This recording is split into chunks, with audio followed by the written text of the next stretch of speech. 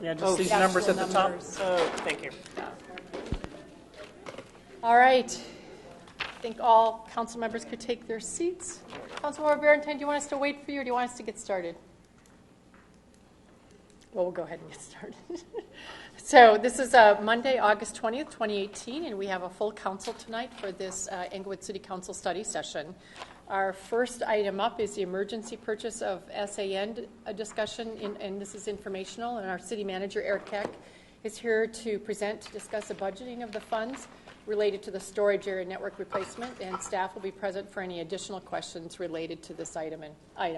Thanks, Manager Keck. Thank you, Mayor. And thank you, Manager Keck, for answering your phone. Oh, yeah. When I was going to be late. I couldn't get through to the mayor or the mayor pro tem, but thank you. Yeah, You're welcome. So as requested by the council, this item, we've done some additional research to provide specifically where in the financial realm this particular purchase was appropriated. And as you can see, when we went back to 2013, the original appropriation went back to 2013 for the acquisition of network development as well as the addition of the emergency systems necessary to make sure that we have a physical backup. So as was provided in the City Council's packet for the actual night of the meeting, we still provided that sheet as well, the Project Status and Fund Report. And if you look at that, it says Capital Projects Fund, MYCP, which stands for Multi-Year Capital Project Fund. So this, as we dug into it, this funding has been around actually in that fund since that particular fiscal year. And you can see from all the documentation provided that that should answer questions related to when this was appropriated. So as per charter as well, wherein funds have been appropriated for capital projects, that funding does not go back into the general fund unless and until the project is completed and there's a balance left over. And so this particular project met those prescriptions. Again, this particular purchase was not done in any way, shape, or form differently than any other emergency purchases. And I will state once again to you, I've only declared an emergency 4 times in my career here. 3 times for the storm sewer line that goes to the river, and now this one. And there's nothing different than this particular purchase than the others. This digital infrastructure was required just like any solid roadway infrastructure. And now, hopefully, Council is satisfied with the information provided here this evening in the packet related to when that money was appropriated. I'm happy to answer any questions. Thank you. Mayor Pro Tem. So how much was appropriated back in 2013? Because it looks like we've used up all of it at different times. Yeah, so if you go back to 2013 and you look, you can see that there was $200,000 appropriated for IT network. So that was appropriated for the IT network, and you can see what was actually carried forward. And then there was another appropriation of additional funds in 14, additional funds in 15. And so each of these years, this money continued to roll until such time as our new director of IT, Mary Brocklander, decided to make this purchase and make the correction. So you can see IT network in there, and there's also funding that was appropriated for the disaster recovery system. And subsequent, obviously, to the SAM virus that hit us back in 2017, that became a necessary component as well for our network. And so she used the split between IT network development as well as disaster recovery to pay for that $236,000 expenditure. Thank you. You're welcome. Councilmember Sierra. Thank you very much for all the information, City Manager Keck. I did go back to the 2013 budget to identify these items. I think back in 2013, and correct me if I'm wrong, but there wasn't as much detail as what we get in the budget in 2018. So it doesn't specifically call out the SAN. Right. It just goes under IT, and it specifically broke it down. So obviously we can't do anything about the 2013 actually call out the specific purchase or what was appropriated in 2013. Right. But I guess moving forward, I think this was one of the comments I made to you last week that any appropriations that did, or anything that we did appropriate in previous years and we move forward into, 2019 budget, just right. clearly marked off in the 2019 budget was. No, and I appreciate that, Councilmember Sierra. I think going forward, you're right. I wasn't here in 2013, nor did I prepare the 14 budget, even though I came right when the council was adopting it. It was kind of awkward. I'm standing there going, here's the budget.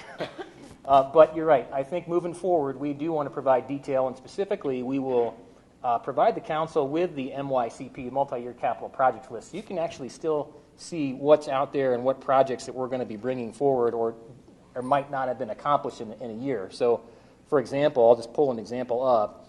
If you look on the sheet that says Capital Projects Fund, MYCP, project status December 31, 17, you see that there's an audio-video system upgrade for the municipal court. We've been carrying funds for that, and that's all predicated upon when the county upgrades their court systems. And so I can't send that back to the general fund because at some point in time when the county changes their video arraignment system, we will also have to change our video arraignment system here in order to make that happen. So that's just one example of a project that I know is going to continue to move forward into the fiscal year 19 budget. Councilmember Barentine. I think that, there's some issues with the charter piece and why this, I don't understand that if it was appropriated, why this was an emergency. I mean, if you had the money carried over, and if I go ahead and agree that the money was carried over and that, as Councilmember Sierra pointed out, money that was appropriated in 2013 was obviously spent.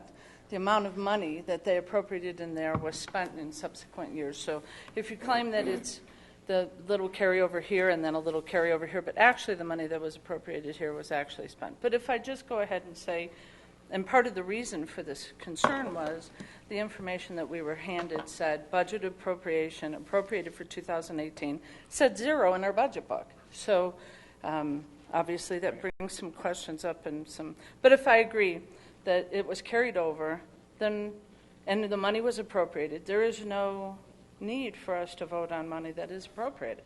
So I don't understand then why that created the emergency. Well, factually, what you just said, there's pieces of it are true and pieces that are not. Okay. Specifically, as you look at our charter, what we're required to do is any expenditure, and that's, you pointed out a very good point. I'm glad you enunciated what you just did because you just basically pointed out the problems we have with our procurement ordinance. So many cities have a policy that basically says if money is appropriated and you spend within your appropriation, you don't have to have council approval. That's not what our charter says. However, our procurement policy says in certain instances you do have to come up with, you can purchase with money that's appropriated without taking to council for commodities like chemicals and things like that for the water treatment plant or utilities. In other instances, though, it basically says if there is a purchase that's over $25,000 in the general fund, because you can purchase up to $50,000 in a utility, that agreement needs to go to the city council for approval. And that's precisely what happened here. But just like any other critical infrastructure that failed, this particular infrastructure was just as important. It's digital infrastructure that actually started to take down systems within the city. So we had RecTrack was starting to fail. We had CIS Infinity, which is the utility billing software that was beginning to fail. If we didn't take action, all of our digital systems would have crashed because the SAN, storage area network, was full, and it couldn't accommodate upgrades and updates that critically would allow programs to operate effectively. So your understanding of what you just said delineates, again, one of the reasons why we struggle with our purchasing, because procurement policy, as well as the charter, as well as legend and lore, are all not in alignment with one another. Then your answer to that brings me to my next question, and that was that this was not an anticipated expenditure and therefore couldn't have been appropriated in the context of the information that we were doing because it was unexpected. It was unexpected with a company that we paid for, and this is to the contract more than the appropriation piece. We paid a company, they did an upgrade, that's what caused the need for the storage. So it was not an anticipated expenditure. And I think that's kind of what speaks more to it being an emergency and probably couldn't have been appropriated for. But there was money that got moved around, and we all saw that. They showed us where they moved the money around, but it wasn't appropriated for this particular thing. I think that we come to some understanding as a council on what we want to do with this. And at this point, the situation existed. We might want to look back at the contract and see exactly what the players did with peak resources and how they might have created this situation because they should have anticipated it. Our vendor should have anticipated a piece of this. But also, on whether we are going to go ahead and bind future councils and continue a practice where we're going off of something that happened 3 councils ago.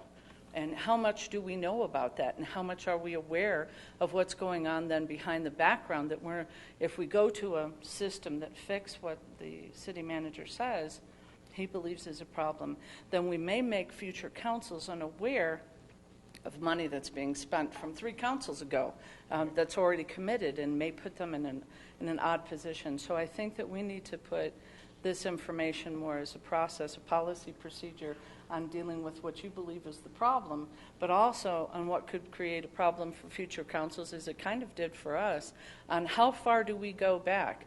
I think the charter brings some issues about no more than 5 years, and we might want to set a time limit so that if something happens with a project that doesn't get fulfilled, that there's something that triggers a conversation for the next council, 2 or 3 councils or 5 years from now on that.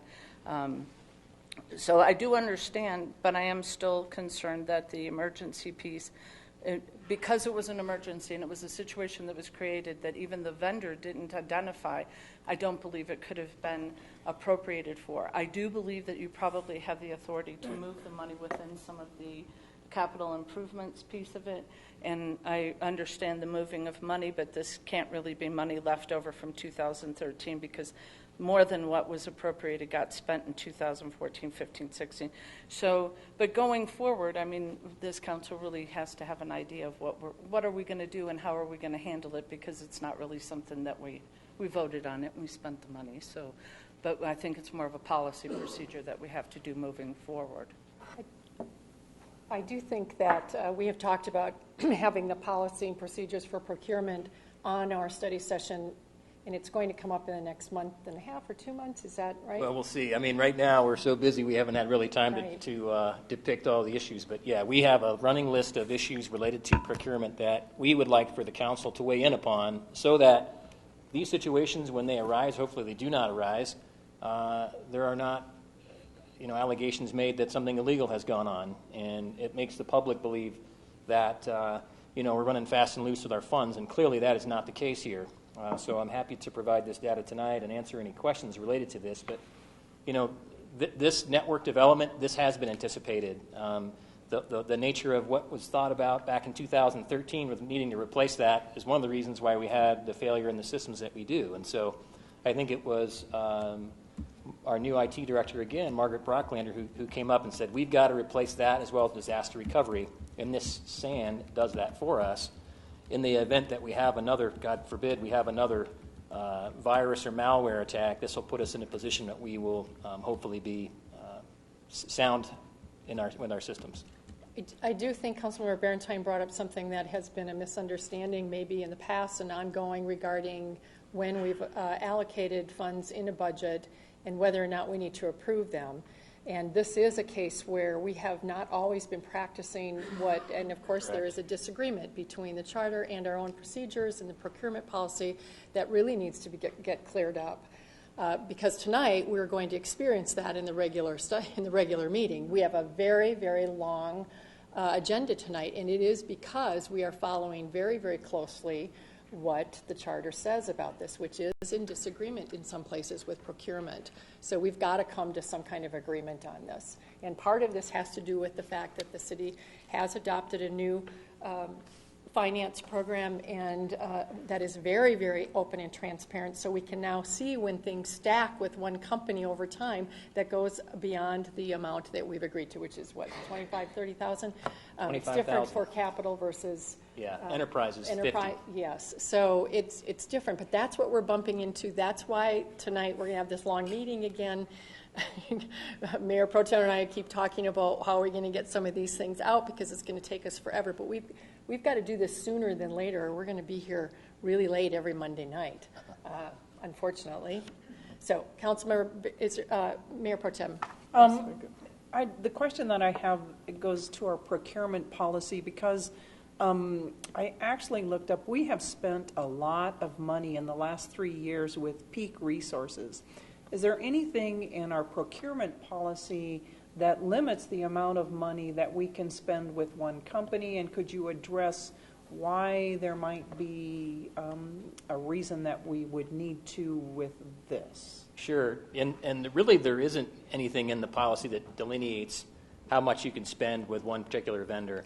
Obviously, with issues such as this, Peak Resources has provided significant amount of not only product but technical expertise with the installation of their product.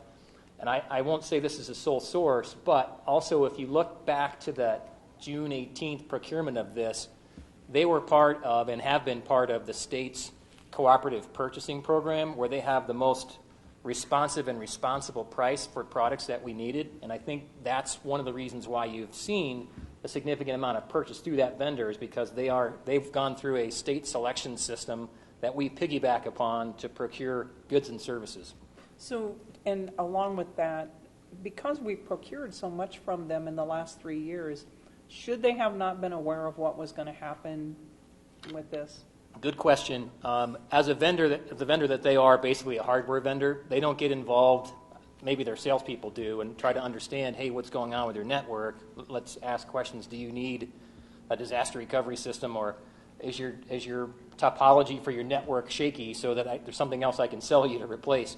I know that in the past, because we've had a changeover in directors, keeping IT directors is difficult, and we're blessed to have Ms. Brocklander. I don't think she's here this evening. We're blessed to have her in that she is clearly dedicated to the public sector rather than private, enjoys that piece of IT.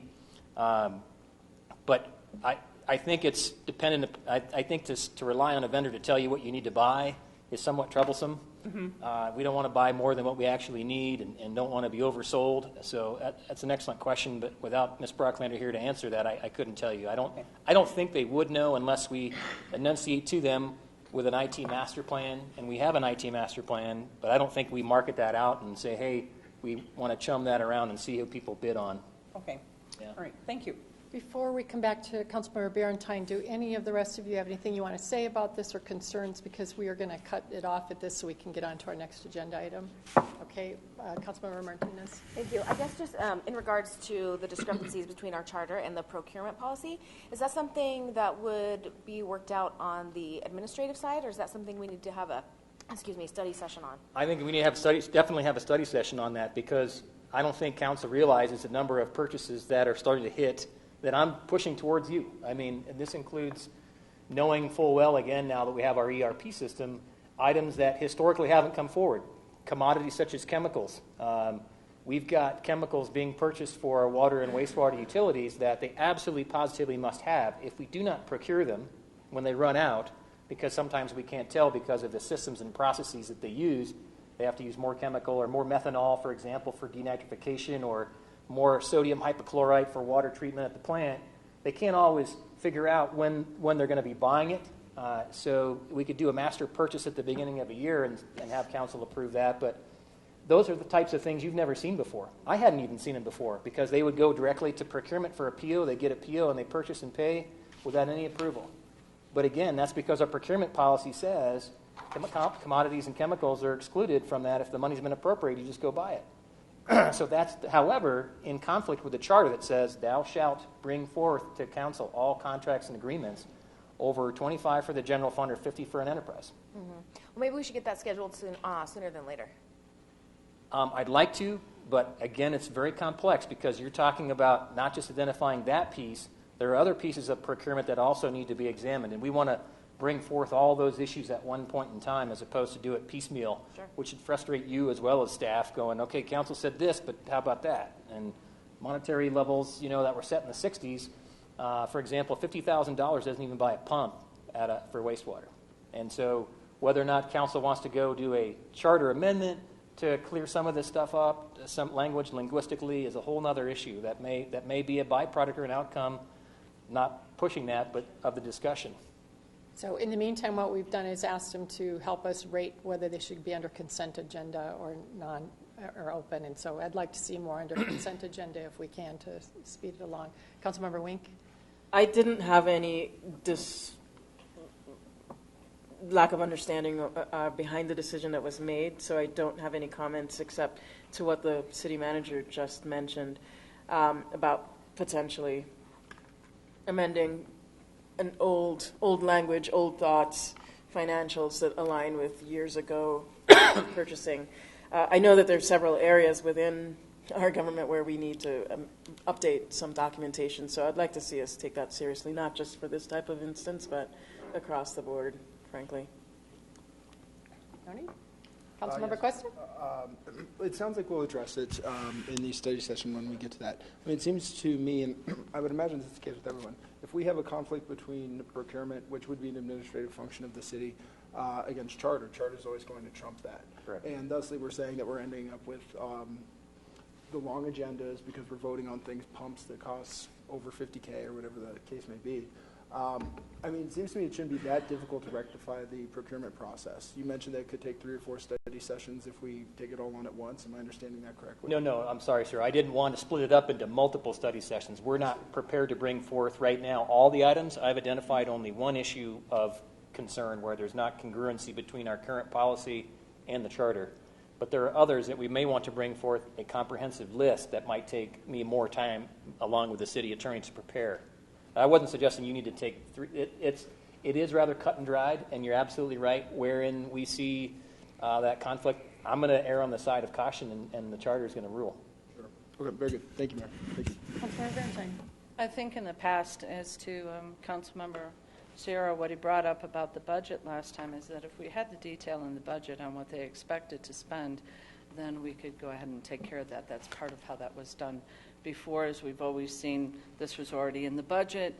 This line item was there. This pump was there. This is what's going on, and those things were made a lot easier because the discussion about whether the money should be spent, and we never want to have a policy that bypasses this council because we are the representation of the community and the taxpayers who are providing the money. We never want to bypass them.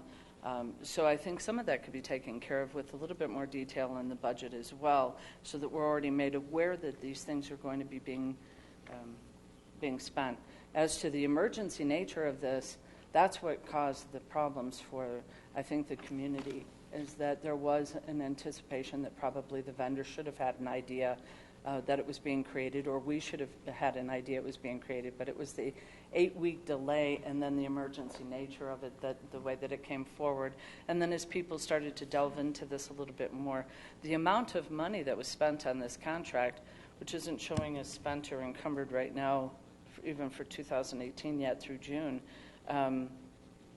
was significant to the amount of money that they've been paid in the past years, the total amount of their contracts. So to have something that kind of necessary and so important and not have it come for 8 weeks, I think was somewhat of an issue as well. So I think while we're discussing those concerns that we need to bring up, not having this happen again, as well as much as we can provide. And if it does happen, setting some kind of timeline so that we have a little bit more timely response and council being addressed on this too. Thank you, Councilmember Valentine. I'm going to let Manager Keck say some. No, I appreciate that, and I appreciate the comments made by Councilmember Barentine. And again, I apologize to the council for not alerting all of you to this particular emergency nature of the purchase. I did, first of all, through Mark Wolf, alert the Mayor Pro Tem, and then I talked to the Mayor Pro Tem the following week. So somebody was notified. But again, moving forward, as I've said, we will make sure that all council members will be notified in a timely fashion. Not dissimilar to the stormwater failure on the 24th of July. You saw I sent out an email that night. Hey, council, I've got to bring out American Civil Constructors immediately. That'll be brought back, where you're going to have to do a supplemental appropriation from the stormwater utility to pay for the damage that transpired on River Point and Oxford. So not dissimilar to that. This is, again, one of those things where if we didn't act, we would have had a bigger problem, and we would have had a deeper conversation, I think, about our network. So thank you. Thank I you. had just one final question for the city manager. Very quick. We have 20 minutes left to do the flood discussion. So can it be quick? On the bid portal, it was brought to my attention that there was a concern because there was such a long period of time that there was no bid put out for this. And you've already made a statement that there was some concern that the vendor shouldn't be the expert on all of this, but that we immediately went to them saying that they knew the system and what was going on is somewhat concerning. And it was my understanding in the original documents we got that there was at least some kind of bid process or bid consideration in there. And if we're not going to put that on that portal, then we need to make sure that that information is more out there. Or we need to make sure that we also include in our discussion the requirements for a bid, even when it is an emergency, when it is possible, and what this council wants to do with it. Now, I appreciate Thank that you. as well, and the answer to that is it was done by a cooperative purchase. The state cooperative bid process enunciated this particular product, a story area network, that Peak Resources had the most responsible and responsive price. As a matter of fact, they gave us a better price than the state bid because of our experience with them, as well as was able to cut down the time necessary to bring that product to the fore.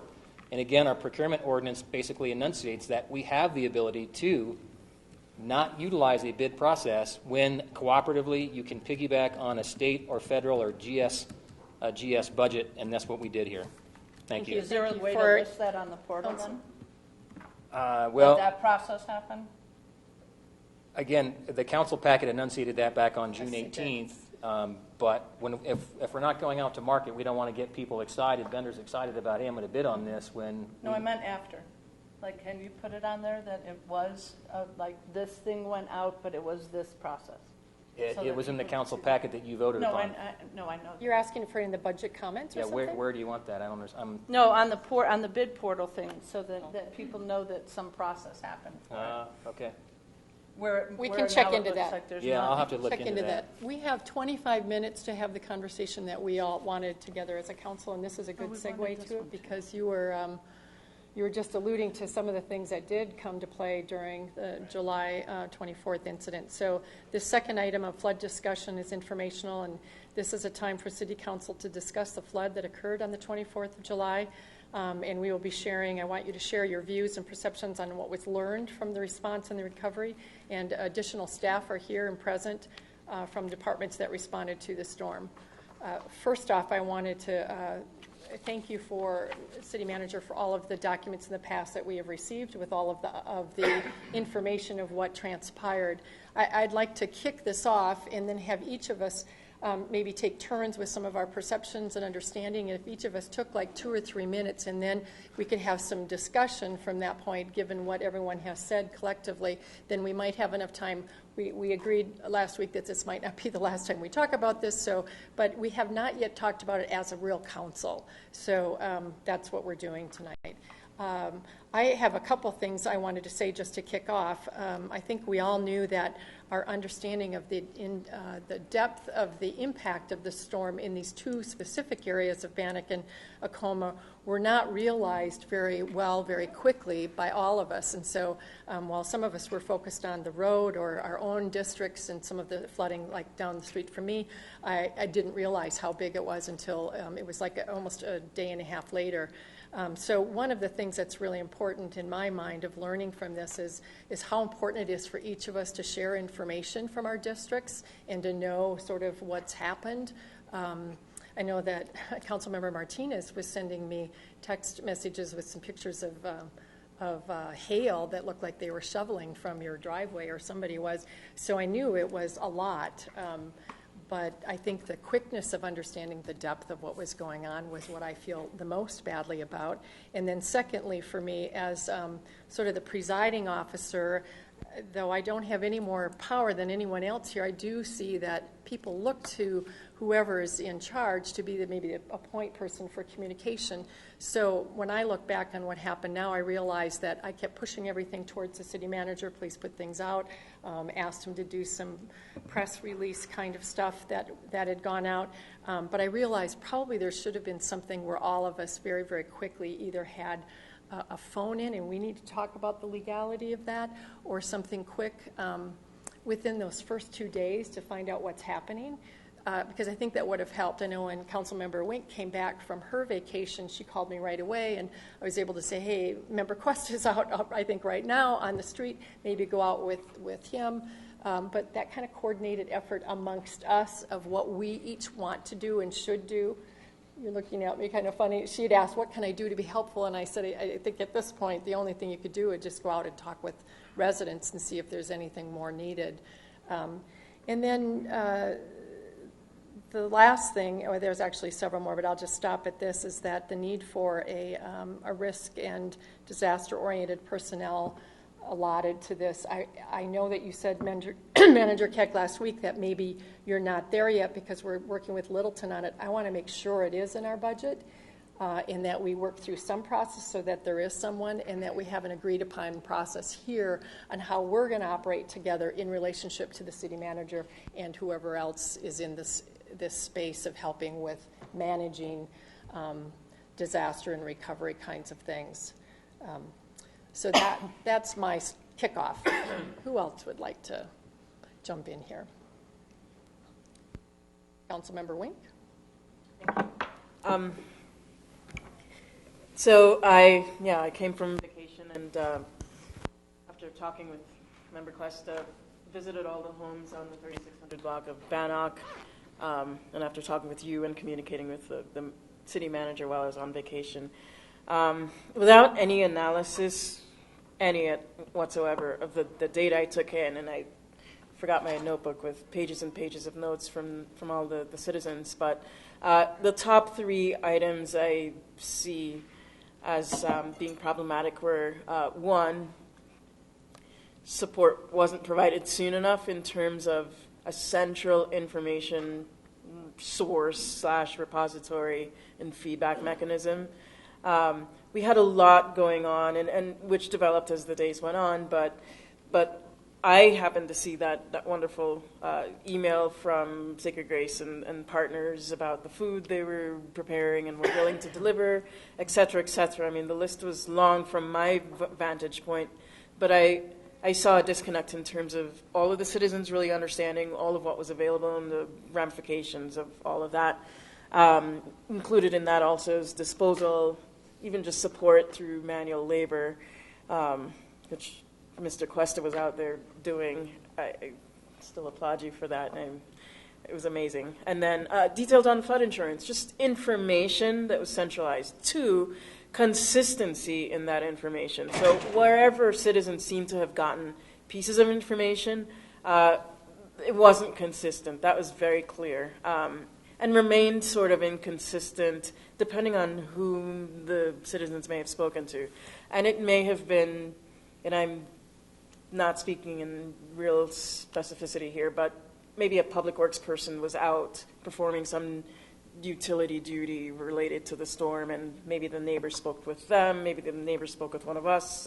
It just, all of us didn't seem to be on the same page in terms of what we knew to be true, in fact, and opportunity, et cetera. So the consistency wasn't quite there, and then the immediacy of assessing the inhabitability of the homes that had problems. So some of the homes got vacuumed out and dried out pretty quickly, ordered services themselves, and even ripped out drywall and were down to studs, and were still living in the homes where they shouldn't have been living. And so I think too many days of that passed before the city was able to communicate with them, or whomever was able to communicate with the citizens and help them understand. I mean, this is a big safety issue. Yep, you can no longer reside in your home until XYZ happens. So those 3 issues, and all of it boils down to what you mentioned, Mayor Olson, that I absolutely feel an emergency manager is tantamount to us being able to manage anything like this, natural or man-made disaster moving forward. It's come before council before, and unfortunately we've had this incident, but crisis brings opportunity, and the fact is that this role is an insanely busy role. There's almost not enough time for one person to do it. One fact that is well known in many municipalities around the country is that a city manager can in no way, shape, or form perform the duties of an emergency manager. It is simply not, it's far too vast and complex and time-consuming for the city manager to possibly take on that role. The role typically liaises with appointed members of the administration to form out the team, and it takes a while. It's a really major process, but I think we need to have that in place. I mean, natural disaster is not just what might, come upon us in the near future. So I think that could have helped when you talk about the centralization and everybody sort of going to Eric and Manager Keck and saying, hey, this, that, and the other. I mean, you or you have your roles to perform. We need an emergency manager. I'm glad that Littleton is considering sharing the role with us. I'm maybe selfishly would like our own, but. Councilmember Martinez. Thank you. I agree with everything that's been said so far. I agree with the importance of having a dedicated emergency manager position. I think had we already had that in place and a plan clearly in place, a lot of this miscommunication or what some folks feel is a lack of response could have been avoided. So I think we need to a dedicated person for Englewood to help us work through those plans. And I think I'm really glad we're talking about what we learned from this because we really need to. And what I really realized quickly is that we need a better plan. And to have a better plan, we need someone dedicated to that.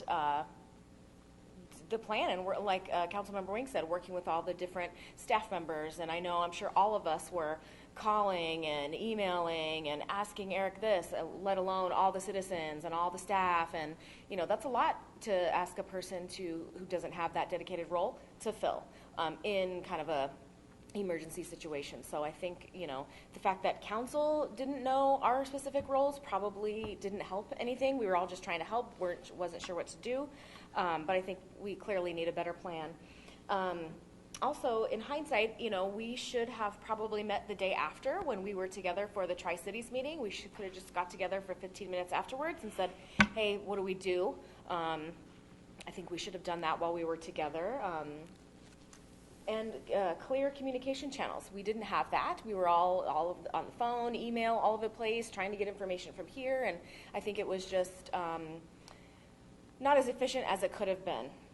And I also think we need a better, more comprehensive list of resources for homeowners. So if we had one and somebody asked, we could give them the same information that everyone else is getting, instead of them feeling like the information was piecemeal as well.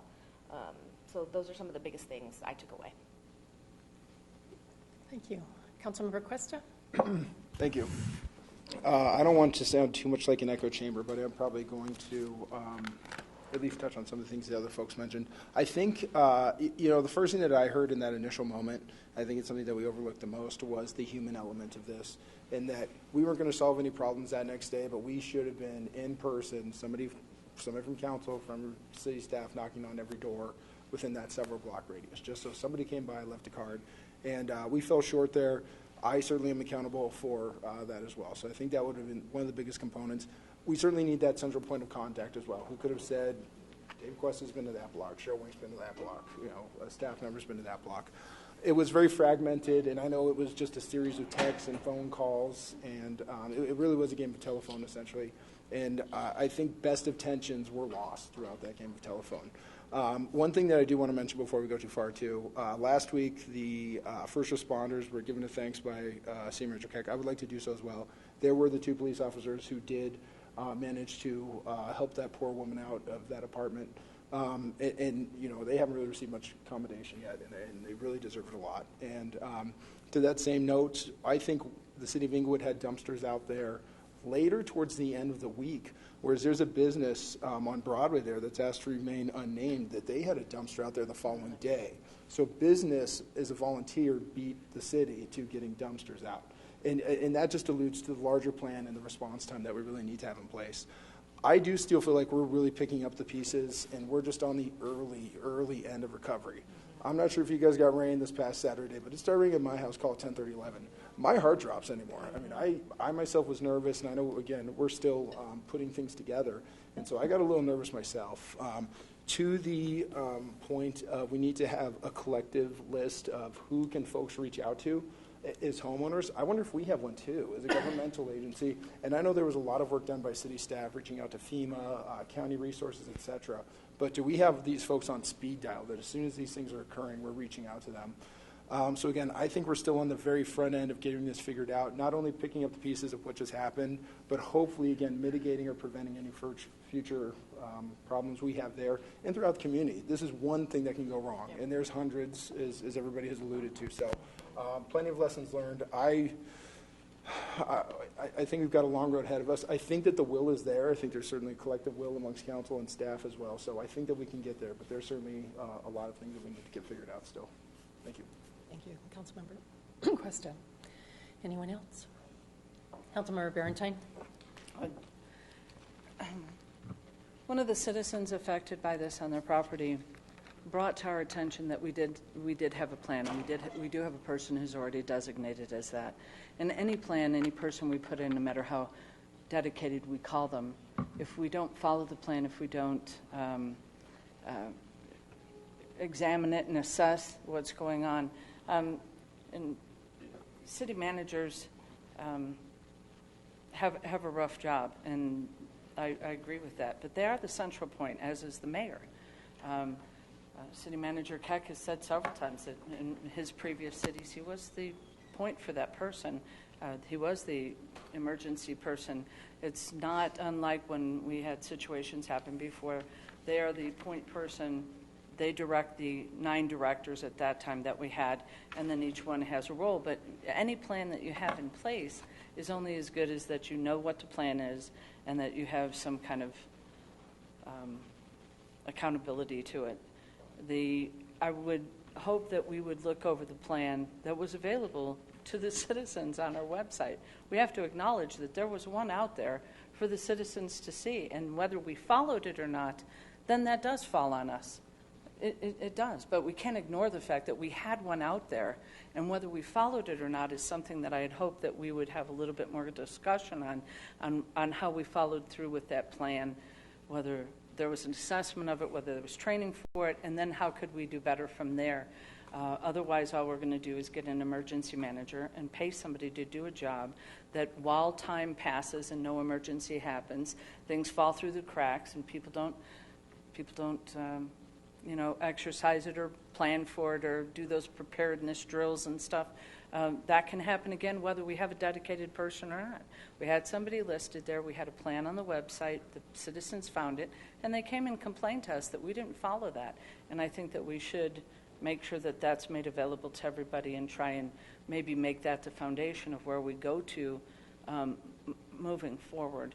I think that if it's too much for one person, then maybe we should pony up with the other cities. Maybe we should have more of a collaborative agreement to hold each other accountable on how we're moving forward with things, and maybe it would give that position more to do if they're involved in other communities. But I'm a little disappointed that we didn't bring forward what we already had in place, because I don't like giving the impression that we had absolutely nothing.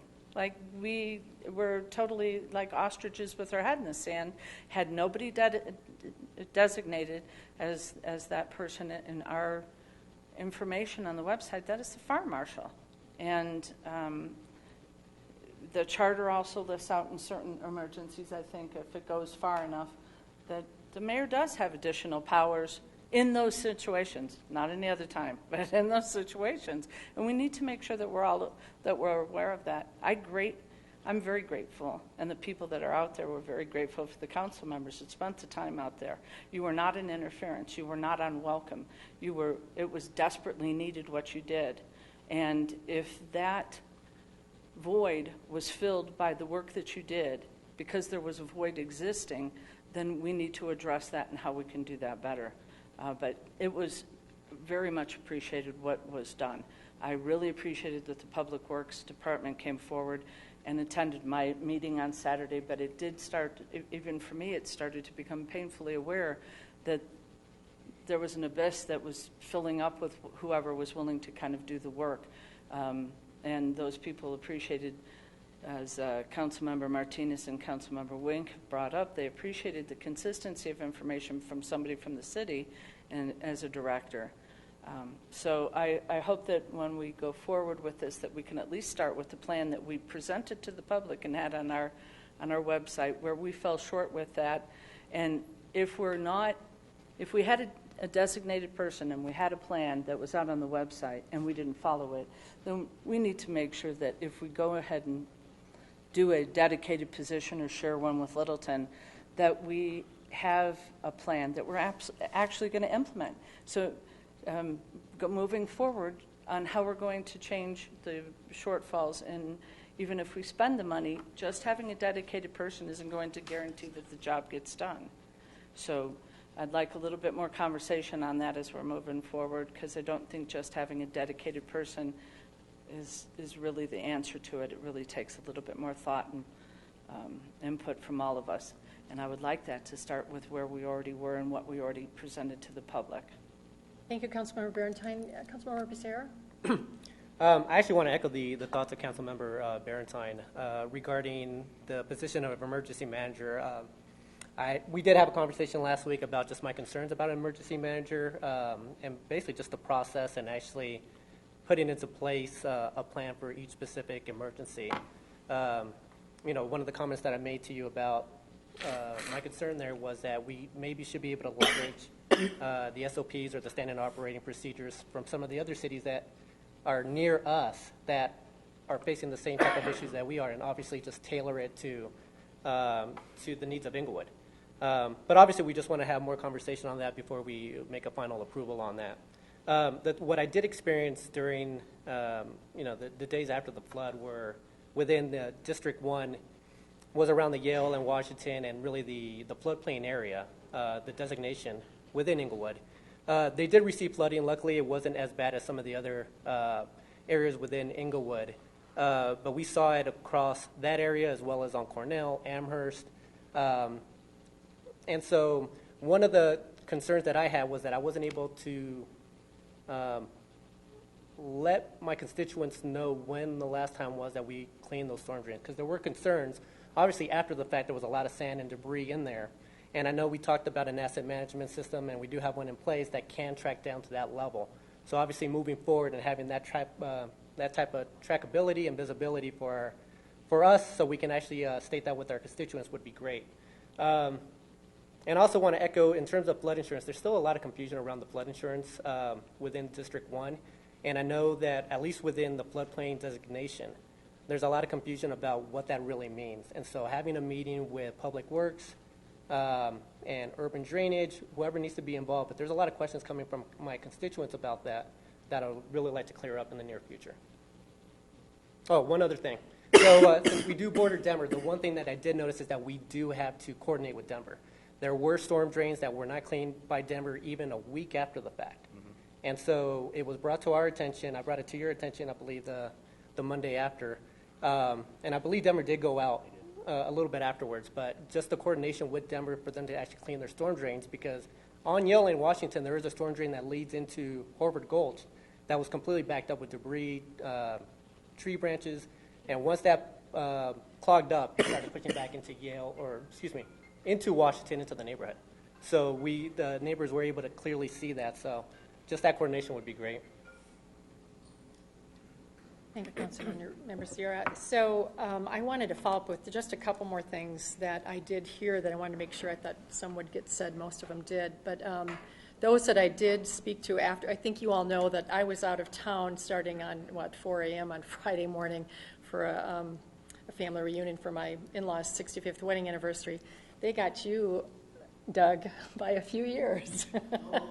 But I want to thank Mayor Pro Tem Russell, because she was jumping in before I left, but as well as when I was gone, and Member Cuesta was doing quite a bit with Member Wink as well.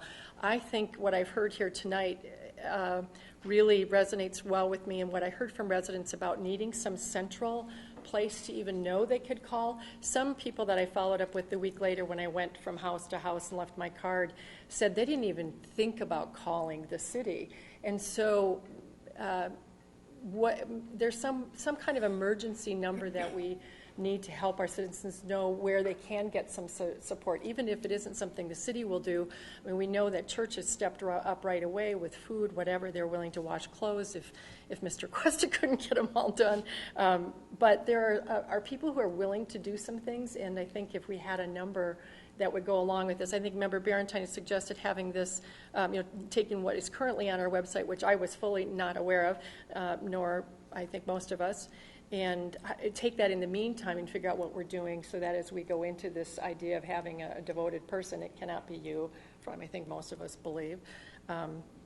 The other things that I heard from residents is they're very concerned about the alleys and trash that's strewn, and everything did get swept. I mean, the videos that I've seen, and we all have seen them since, anything that was laying out got swept away. You can't protect all of those things. You could have a trike out or whatever, and it just happens. But I think there needs to be some sort of coordinated effort, and maybe the Code Advisory Committee will really help us think that through on some ways we can self-manage.